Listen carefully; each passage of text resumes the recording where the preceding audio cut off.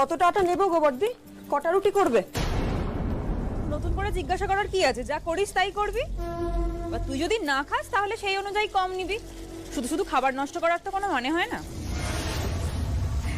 আমি একবেলা না খেলে যদি সবটা মিটে যেত তাহলে তো কোনো কথাই হতো না। আসলে আমি ওই সোহাগ আর সঞ্চয়নের জন্য বলছিলাম।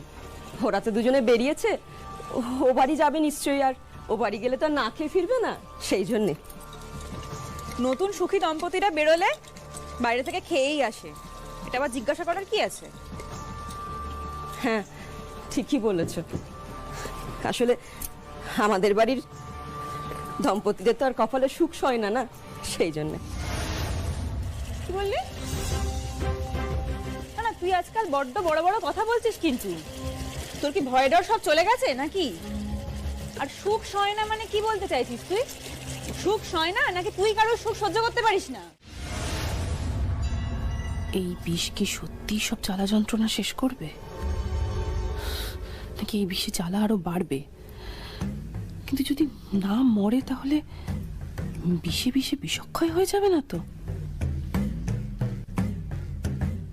কিরে, তুই এখন এটা হাতে নিয়ে ঘুরছিস? তুই যে বলেছিলি এই বিষটা ওই মেয়েটার খাবারে মিশিয়ে দিবি। আমি বলেছিলাম ভাই, কিন্তু কাজটা আমি করতে পারিনি এখনো। পারিনি মানে কি? কেন? আরে তুই তো কনফিডেন্ট ছিলি, কনফিডেন্টলি বললি যে মেয়েটাকে মেরে দেবো, তারপর কি হলো? চুপ করে গেলি কেন? দাঁড়া না, এটা সঠিক সময় আসুক, আমি ঠিক করে দেবো কাজটা। হ্যাঁ হ্যাঁ হ্যাঁ, কত কাজ করবি আমার বোঝা হয়ে গেছে। শোন, তোর দৌড় না আমি খুব ভালো করে জানি। তোর খালি মুখেই বড় বড় কথা, কাজের বেলা কিচ্ছু নেই। বিয়ের পর তপুদাকে যেমন বিষ খাইয়ে মেরে ফেলার ভয় দেখাতি, তারপর দিয়েও ছিলি, ঠিক তেমনি ভাবে ওই মেয়েটাকেও। ভাই চুপ কর, তুই জানিস না দেওয়ালেরও কান আছে? এই কথাটা যদি ঘুণাক করেও কেউ জানতে পারে না, তাহলে কিন্তু তোর আর আমার কারোর রক্ষে নেই।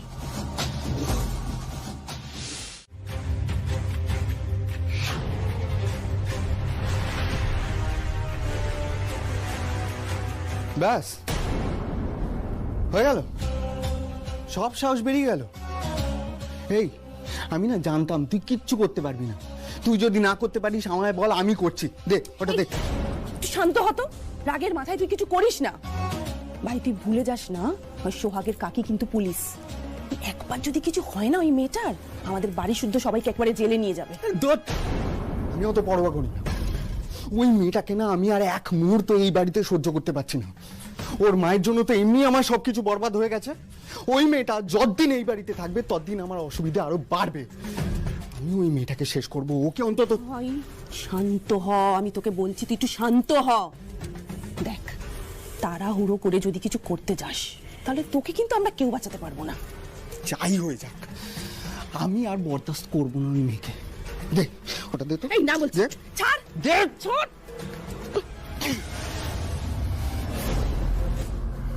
এইবার দেখ আমি ওই মেয়েটাকে কি করে শেষ করি। ভাই ভাই দাঁড়া, ভাই পাগলামো করিস না, দাঁড়া একটু। দেখ তো বার করে বলছি, কিছু হয়ে গেলে তোকে কেউ বাঁচাতে পারবে না। ও একটা পাগল, আনসোশ্যাল, উন্মাদ। ওর মুখের কথার কোনো ঠিক ছিল না। ওকে বিয়ে করাটা আমার জীবনের সব থেকে বড় ভুল। কেন? আপনি কেন এরকম বলছেন? কারণ ওর অ্যাক্টিভিটি সেরকম ছিল, আর মুখের কথার যাচ্ছে তাই অবস্থা। জানেন, একটা বেসিক সিভিক সেন্স বলে ওর কিছু ছিল না। ও যা খুশি তাই করবে, আর ওকে তা করতে দিতে হবে। সামান্য ঝামেলা হলে গায়ে গরম চা ছুঁড়ে মারতো, জানেন? তো আপনারা কখনো ওকে ডাক্তার দেখাননি? ডাক্তার?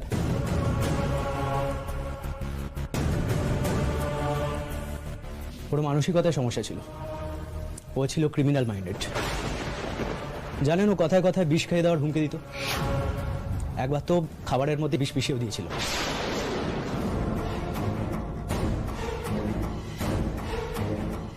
তারপর? তারপর আর কি, ওই যে বললাম না পুরো পাগল। এক কথায় দু কথায় রাগের মাথায় ওই খাবার ও নিজেই খেয়ে নিয়েছিল। এই মরে কি সেই মরে অবস্থা। সেদিন যে ওকে আমি কি করে বাঁচিয়েছিলাম আমি জানি।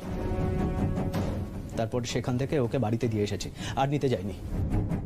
একবারে ডিভোর্সের নোটিশ পাঠিয়েছি। আচ্ছা, ও আপনার বাড়ির লোকেদের সাথে কেমন ব্যবহার করতো? হয়তো বর্দার বিয়েতে দেখেছে। কে কাকে কিভাবে চিনলো সেটা তো পয়েন্ট নয়। পয়েন্ট হলো তপুদা তোর সম্বন্ধে কি বলেছে ওই মিতুল লাহিড়িকে। ও তো মরে গেলেও আমার নামে কখনো ভালো কথা বলতেই পারবে না। যাকে ছাড়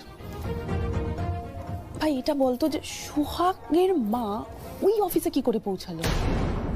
আমি বুঝতে পারছি না, তবে এটা খুব ভালো করে বুঝতে পারছি যে মিতুল লাহিড়ি নিজের হাতটা বড্ড বেশি বাড়িয়ে ফেলেছে।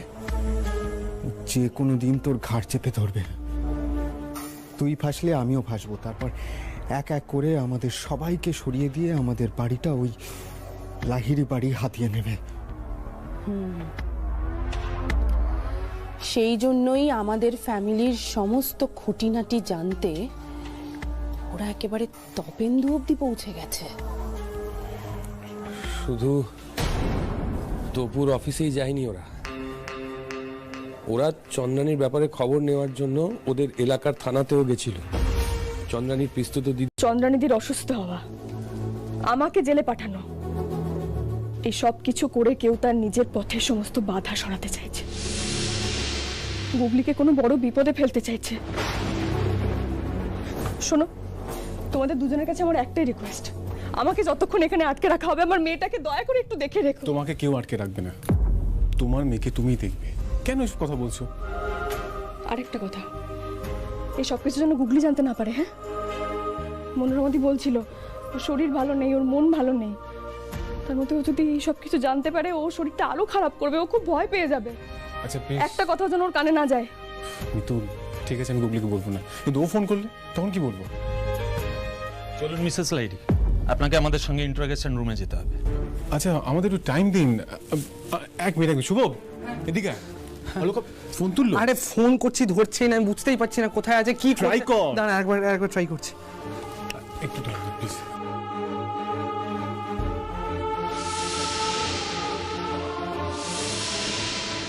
ফোনটা ধরো অলকাপ।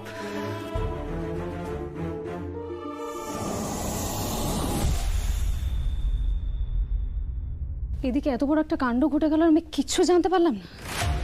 ডক্টর, বলছি চন্দ্রানী চৌধুরী কেমন আছেন? ওনার সেন্স আছে? আমি এক্ষুনি ওনার সাথে একবার কথা বলবো। এখন সম্ভব নয়। এখন সম্ভব নয় বললে হবে না ডক্টর, ইটস আর্জেন্ট। আপনি প্লিজ কিছু একটা ব্যবস্থা করে দিন। ওনার সাথে কথা না বলে আমি যাব না। সে আপনি দেখা করতেই পারেন, কিন্তু উনি এখন কথা বলার মতন অবস্থাতেই নেই। উনি প্যারালাইজড হয়ে গেছেন। প্যারালাইজড হয়ে গেছেন? Yes, but she is now out of danger. এখন আর প্রাণের কোনো ভয় নেই। ওকে, থ্যাংক ইউ। ওয়েলকাম। এ তো সমস্যা আরো বেড়ে গেল। চন্দ্রানী যদি কথা বলতে না পারে, যাও একটা আশার আলো দেখেছিলাম তাও নিভে গেল। তার মানে গুগলির অসুস্থতা আর চন্দ্রানীর অসুস্থ হওয়ার পেছনে কোনো না কোনো লিঙ্ক তো রয়েছে। এই দুটো ঘটনার পেছনে একজন মানুষ নেই তো, নাকি আলাদা আলাদা মানুষ? এই বাড়ির ভেতরে এত কিছু চলছিল, আমি কিছু টেরও পেলাম না। কি যে করি এখন?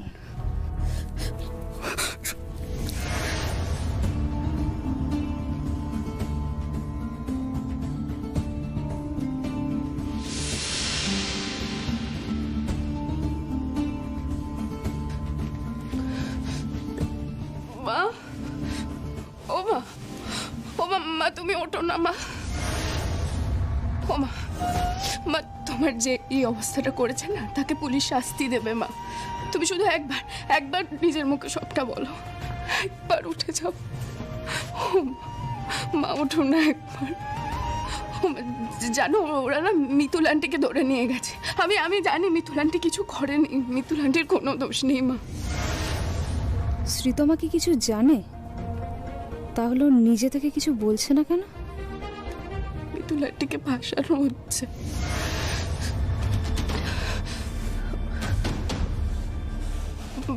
জানো তো, তুমি থাকলে সাহস পেতাম। আমার আজকে সাহস নেই। আমি সবার সামনে দাঁড়িয়ে সবটা বলতে পারবো না, বললেও কেউ বিশ্বাস করবে না মা। তুমি ওঠো না, তোমাকে দরকার এখন। তুমি উঠে একবার সুস্থ হয়ে সবার সামনে সবটা বলো। মা, আমি জানি তুমি বুঝতে পেরেছিলে যে সব কিছুর পেছনে ওই বাড়িরই কেউ দায়ী। তাহলে কি চন্দ্রানীদের এই অবস্থার জন্য ওর বাড়ির লোকেরাই দায়ী? সেই কি গুগলিকে মারতে চায়? কিন্তু কে হতে পারে? তুমি শুধু একবার সুস্থ হয়ে বলো, কি গো বলো না। ও মা,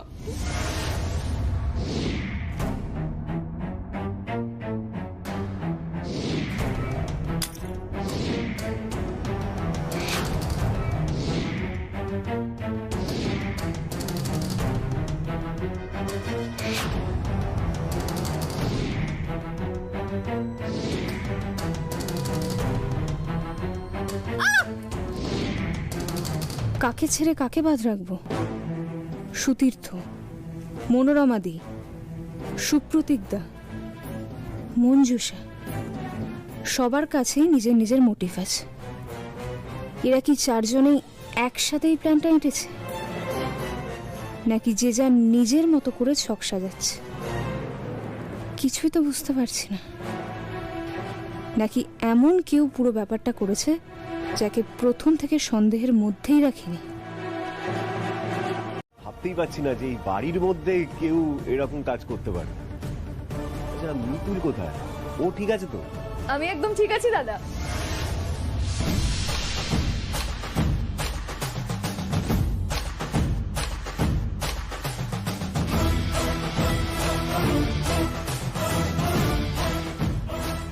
সত্যের জয় সব জায়গায়, আর যেখানে আমার কাছে অলকার মতো একজন যা আছে, ভোলে বাবা মাথার উপর আছেন, সেখানে কার এত বড় সাহস বলুন তো, যে মিথ্যে অপরাধে আমাকে আটকে রাখতে পারবে? আমি জানতাম মিতুল তুমি কিছু করোনি। সুব্রত দা, আমি জানি আপনার বাড়িতে আসাটা আপনি ভালোভাবে দেখেননি। আপনি আমায় বারণ করেছিলেন, তারপরেও আমি এসেছি। সত্যি বলতে আমার মেয়ের শরীরটা নিয়ে আমি খুব চিন্তায় ছিলাম। ও কেমন আছে, ওর অবস্থা কিরকম, চোখে দেখা যতক্ষণ না দেখতে পাচ্ছি আমি ঠিক শান্তি পাচ্ছি না, জানেন তো। আমি বোন হয়ে আপনার কাছে অনুরোধ করছি দাদা, একবার আমার মেয়েটাকে একটু দেখতে দেবেন? আমি একবার দেখেই চলে যাব। ছি ছি মিতুল, তুমি আমায় এত বড় পাষণ্ড ভাবছো যে এইরকম একটা বিপদের সময় আমি তোমায় সোহাগের কাছে যেতে দেবো না? আরে বাবা, তোমার মেয়ে, তোমার 100 বার অধিকার আছে মেয়ের কাছে যাওয়া। মিতুল, তোমাকে দেখলেই সোহাগ অর্ধেক সুস্থ হয়ে যাবে। আর মিতুল, মিতুল একটা ব্যাপার মাথায় রেখো, বাড়িতে এত কিছু ঘটে গেছে, সোহাগ কিন্তু কিছু জানে না। আর একটা কথা মিতুল, মানে হসপিটালে যা কিছু ঘটলো, ঠাকুর তোমার সঙ্গে যা ব্যবহার করলো, আমি তার জন্য তোমার কাছে ক্ষমা চাইছি। এভাবে কেন বলছো মনোরমাদি? দেখো, আমি খুব ভালো করে বুঝতে পারছি সুপ্রতীক বাবুর মনের অবস্থা এখন ঠিক নেই। স্বাভাবিকভাবেই ওনার স্ত্রী হাসপাতালে জীবন মৃত্যুর লড়াই লড়ছে, কার মাথা ঠিক থাকে বলো তো? আমি কিছু মনে করিনি। কিন্তু সুপ্রতীক বাবু এখন কোথায় আছেন? এই দেখো না, আমাদের এই কাজের মেয়েটা না হাতে পায়ে একদম লক্ষ্মী। নিঘাত বাসন মাজার সময় কাঁচের গ্লাস ভেঙেছে, ভেঙে এখন চুপ করে আছে। এই কারণে আমি ওর হাতে কোনো কাঁচের বাসন মাজতে দিই না। এখন যত দোষ আমার, না যত দোষ নন্দ ঘোষ। আমি কোনো গেলাস টেলাস ভাঙিনি। আর তোমরা যা মানুষ, আমি যদি গেলাস টেলাস ভাঙতাম তাহলে কি আমাকে ছেড়ে দিতে নাকি? আগে যারা কোনোদিন ভাঙিসনি এমন বলছিস? হ্যাঁ, কিন্তু এখন কোনো গেলাস ভাঙিনি। জায়গার জিনিস জায়গায় রাখতে ভুলে যাস, আর এর বেলায় তো ঠিক মনে আছে না গো অলকা, ওই ভেঙেছে। ঠিক আছে, আপনাদের কারোর যখন কিচ্ছু মনে পড়ছে না, সবার মনের মধ্যে যখন এতই কনফিউশন, তখন আমি নিজে এর উত্তর বের করব। এই সমস্ত বাসনপত্র আমি সঙ্গে করে নিয়ে যাচ্ছি, এগুলো পরীক্ষা করা হবে, আর তারপরেই বোঝা যাবে যে চন্দ্রানীর এই অবস্থার জন্য কে দায়ী। আজ নয়তো কাল দোষী ঠিকই ধরা পড়বে, সে যতই নিজেকে আড়াল করার চেষ্টা করুক না কেন, আমি ঠিকই খুঁজে বের করব। নিয়ে এসো এগুলো। সঞ্চয়ন কাকুমণিকে কিসের টাকা দিল? কিছু গন্ডগোল আছে মনে হচ্ছে। আর ওরকম ভাবে সবার থেকে লুকিয়েই বা দিল কেন? তোমার তো একেবারে দেখছি পুরো কথা বন্ধ হয়ে গেল। এই যে তোমার মা আর কাকি এত এত পুলিশ নিয়ে এলো আমাদের বাড়িতে, আমাদের বিরুদ্ধে নাকি এত প্রমাণ বের করবে, কই কিছুই তো করতে পারলো না। আর করবেই বা কি করে? আমরা তো সত্যি কিছু করিনি। আসল ব্যাপারটা কি জানো, তুমি আসলে অসুস্থ, রুগ্ন। আরে তোমার সত্যি নিশ্চয়ই কোনো রোগ আছে জানো, আর তোমার বাড়ির লোক সেটা লুকিয়ে তোমাকে আমার ভাইয়ের ঘাড়ে চাপিয়ে দিয়েছে। আমার বাড়ির লোক কিচ্ছু লুকোয়নি, আমার কোনো রোগ নেই, আমি একদমই রুগ্ন নই। মিথ্যা কথা বলছো তুমি, নিজেও একজন মিথ্যুক আর তোমাদের বাড়ির সবাই মিথ্যুক। মুখ সামলে কথা বলো মঞ্জুদি। চোরের মায়ের আবার বড় গলা। খুব শিগগিরই তোমাদের এই মিথ্যেগুলো সবার সামনে চলে আসবে, সবাই না জেনে যাবে তোমাদের এই আসল চেহারাটা, যে তোমার যে শরীর খারাপ তার জন্য অ্যাটলিস্ট আমরা কেউ দায়ী নই।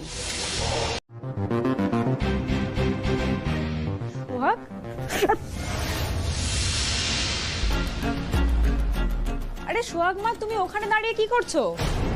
কে আছে ওখানে?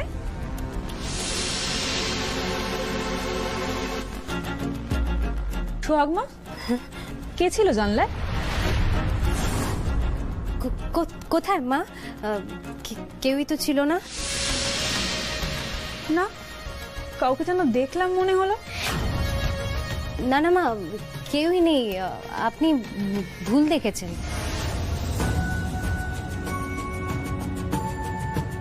এতটা ভুল দেখলাম? কেউ তো কোথাও নেই। তা তুমি জানলার ধারে দাঁড়িয়ে কি করছিলে? আমি খাচ্ছিলাম। জানলার ধারে দাঁড়িয়ে কি খাচ্ছিলে তুমি? আমি না ওই ডাঁটার ছিবড়েগুলো ফেলছিলাম। ও, এ নাও জলটা ধরো, খেয়ে নাও তুমি, আমি আসছি।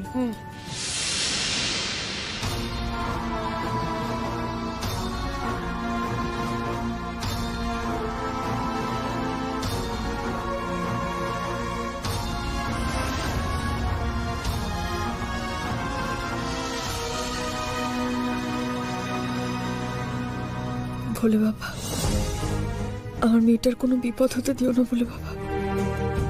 দেখে রেখো, আমার গুগলিটাকে দেখে রেখো।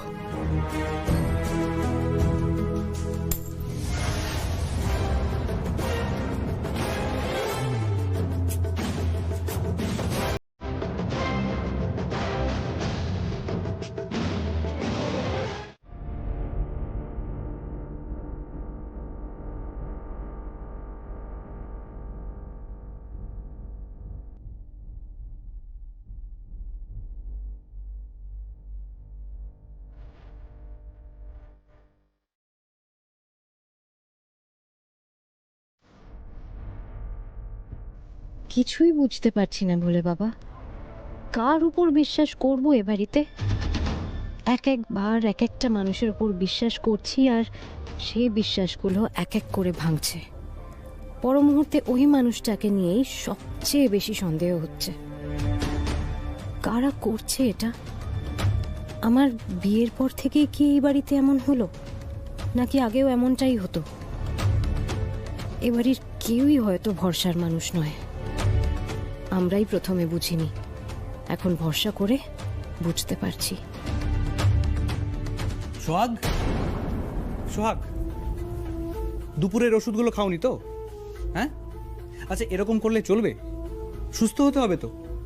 তুমি এক্ষুনি ওষুধগুলো খাও, আমাকে নিচে চেম্বারে যেতে হবে। না, তার আগে তুমি আমার প্রশ্নের উত্তর দিয়ে যাবে। কি প্রশ্ন সোহাগ? কিছু কি হয়েছে আবার? কাকুমণিকে তুমি কিসের টাকা দিলে?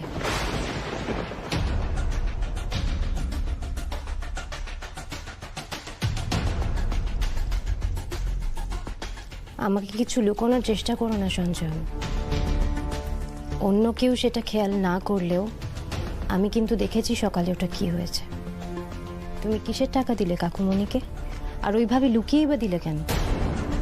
আরে টাকা মানে না, আমি আর বসে থাকতে পারছি না। দেখলে তো, দেখলে তোমার আবার ব্যথা লাগলো। বসো, আমি বসে থাকতে পারছি না গলি দিদি। গুগলি কেমন আছে, কি অবস্থা, আমি কিচ্ছু জানতে পারছি না, না দেখতে পাচ্ছি মেয়েটাকে। আমি একবার না মিতুল কেন এরকম করছো? তুই বুঝতে পারছো না? গুগলি যদি জ্ঞান ফেরে ওরা আমাদের খবর দেবে, এমনি ঢুকতে দেবে না এখন। চল না যাই, একবার ওদেরকে একটু অনুরোধ করি। আমার মনে হয় ওরা যদি রিকোয়েস্ট করি ওরা নিশ্চয়ই আমাদের কথা শুনবে। একবার মেয়েটাকে দেখতে তো পাবো। মিতুল, একটু তো সময় লাগবে বলো, অতগুলো টেস্ট করবে, তারপরে তো ট্রিটমেন্ট হবে। টেস্ট করতে তো মিনিমাম কিছু সময় লাগে। এই সময়টাই তো আমি নষ্ট করতে পারছি না। আমার এখন এক একটা মুহূর্ত এক একটা ঘন্টার মতো মনে হচ্ছে। আমি মেয়েটাকে দেখতে পর্যন্ত পাচ্ছি না, বুঝতে পারছো আমার কথাটা? ঠিক আছে, তোমাকে আর অপেক্ষা করতে হবে না, তুমি এমনিও বসে বসে টেনশন করছো। চলো এমার্জেন্সিতে যাবে। আমি এমার্জেন্সিতে কি করব? দেখতে পাচ্ছ না তোমার পা দিয়ে এখনো রক্ত বেরোচ্ছে, কতটা কেটে গেছে, ড্রেসিং করতে হবে তো। চলো বলি দিদি, আমি কোথাও যেতে পারবো না এখন, যতক্ষণ না গুগলির জ্ঞান ফিরছে আমি কোথাও যাব না বললাম তো। বলি একদম ঠিক কথা বলছে, যাও শীঘ্রই গিয়ে ড্রেসিংটা করে এসো। এটা যদি বাড়াবাড়ি হয় না তবে তোমাকে সহ্য করে নেব। মিতুল চল, বলছি তো আমার কিচ্ছু হবে না। তোমরা কেন আমার কথা বুঝতে পারছো না বলো তো? আমি সহ্য করে নেব, কিন্তু গুগলি যতক্ষণ না জ্ঞান ফিরছে আমি এখান থেকে কোথাও যাব না। বাবা, তুমি আমার মেয়েটাকে শুধু সুস্থ করে দাও। করছো বলো তো তোমরা? বলছি তো বারবার আমার একদম ঠিক আছে পা, আমি একদম ঠিক আছি। পরে ব্যান্ডেজ করে নিতাম না হয়? না মিতুল, এক্ষুনি ব্যান্ডেজ করতে হবে। তুমি দেখতে পাচ্ছ কত রক্ত বেরোচ্ছে, যদি জায়গাটা ড্রেসিং না করি তাহলে সেপটিক হয়ে যাবে তো। দাদা ভাই, তুই ওকে এখানে বসো তো, আমি ডাক্তারবাবুকে ডেকে নিয়ে আসি। বসো বসো বসো। শোনো, তুমি শোনো, অন্তত আমার কিচ্ছু হয়নি, আমি একদম ঠিক আছে। দেখো দেখো, এই দাঁড়াতেও পাচ্ছি, আমি হাঁটতেও পাচ্ছি, আমার কোনো অসুবিধা হচ্ছে না। গুগলি টুকলি একা রয়েছে, তুমি বুঝতে পারছো আমার কথা? ওর হয়তো জ্ঞান ফিরলে আগে আমাকে খুঁজবে। যেটা দাও না একবার ওর কাছে। মিতুল, তার জন্য সঞ্চয়ন আছে, ডাক্তার আছে, ওর জ্ঞান ফিরলে আমাদের জানাবে। তুমি চুপচাপ বসে এখানে বসো। ডাক্তারবাবু চল। দেখি কি হয়েছে। ডাক্তারবাবু বলছি পরে দেখলে হয় না? আমার মেয়ে না ওদিকে, আমি যদি পরে এসে এই ব্যান্ডেজটা করিনি তাহলে। বসুন বসুন, দেখি পাটা তুলুন। বসো। এটা ড্রেসিং না করে ছাড়া যাবে না। বাড়ির ওখানে কেউ নেই, কিন্তু মেয়েটা একা রয়েছে আমার। তোমরা কেউ বুঝতে পারছো না আমার কথা। আচ্ছা ঠিক আছে, তুমি এখানে বসো, আমি আর কলি যাচ্ছি ওখানে। তাহলে তাড়াতাড়ি যাও না, কেন দাঁড়িয়ে রয়েছো? জ্ঞান ফিরলো কিনা কিছুই তো বুঝতে পারছি না আমি। তুমি কেন চিন্তা করছো? বললাম তো আমি যাচ্ছি। চল। কি করে হতে পারে এটা? কোনো হিসেবে তো মিলছে না। যে মানুষটা গুগলিকে এত ভালোবাসে সে তো গুগলির কোনো ক্ষতি করতে পারে না, কিন্তু তাহলে চন্দ্রানীদিকে বিষ দেওয়া ওই গ্লাসটা গুগলির জানলার বাইরে এলো কিভাবে? তুমি তো সকাল থেকে দৌড়দৌড়ি করছো, নিশ্চয়ই খাওয়া দাওয়া করোনি। যাও কি ক্যান্টিনে কিছু খেয়ে নাও। না না, আমি কিছু খাবো না, আমি এখানেই থাকবো। সোহাগের যতক্ষণ না জ্ঞান আসছে, ও যতক্ষণ না কিছু খাচ্ছে, আমিও কিছু খাবো না। সঞ্চয় নিজের কাকিকে বিষ দেবে? না না, যে মানুষকে বাঁচানোর জন্য নিজের বিপদেও তোয়াক্কা করে না, সে কোনোদিনও কোনো মানুষের প্রাণ নেবে না। তাহলে কি ওকে দিয়ে ওর অজান্তেই কেউ কাজটা করিয়েছে? কে করতে পারে এরকম? সঞ্জয়, তুই এভাবে ভেঙে পড়িস না, গুগলি ঠিক হয়ে যাবে। তুই ভেঙে পড়লে কি করে চলবে বলতো? প্লিজ। দিদিভাই, কাল গুগলি জানলার বাইরে যে কাঁচে তোমার পা কেটেছিল, সেটা আসলে ওই 6টা গ্লাসের সেটের মিসিং গ্লাসটাই ছিল দিদিভাই। ভাগ্য ভালো যে তুমি ওই ভাঙা গ্লাসের সামনের অংশতে পা দিয়েছিলে, কারণ নিচের অংশে একেবারে তলানিতে ওই ওষুধটা পড়েছিল, যেটা চন্দ্রানীর পেটে পাওয়া গেছিল দিদি। আমার গুগলির প্রাণ নিতে চাই ওই বাড়ির লোক। আড়ালে থেকে কি করছে এই কাজগুলো? কে করছে?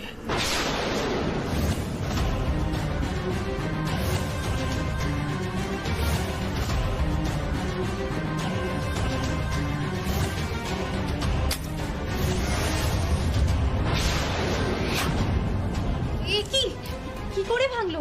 তোমার হাতে লাগেনি তো? এই তুমি ছাড়ো তো। আমার মেয়েটা এত কষ্ট করে বানিয়েছিল, সবটা নষ্ট করে দিতে হবে। আমি এখানে গয়নাগুলো খুলে রেখে ফ্রেশ হতে গেছিলাম, এসে দেখছি ভারী গয়নাগুলোই নেই এখানে। যদি তুমি এতটাই ননির পুতুল হও তাহলে বেরিয়ে যাও এই বাড়ি থেকে। কেউ আটকাবে না তোমাকে। যাও, বেরিয়ে যাও। কি হয়েছে বলবি তো আমাকে? খাবি একটু একটু জল খাবি? গুগলি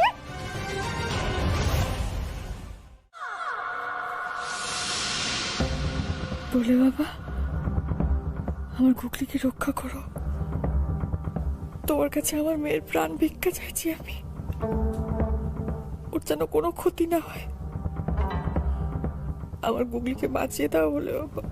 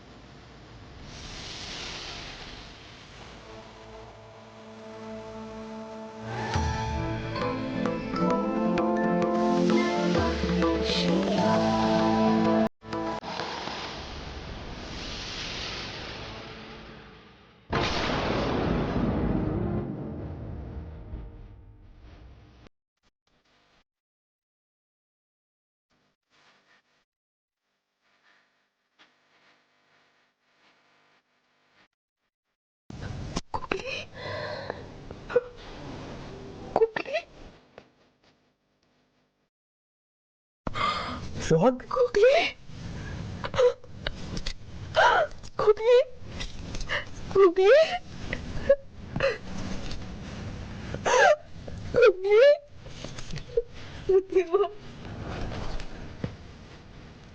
জানতাম বলে বাবা আমার প্রার্থনা শুনবে না। তোকে আমার কাছে ফিরিয়ে দেবেন মা।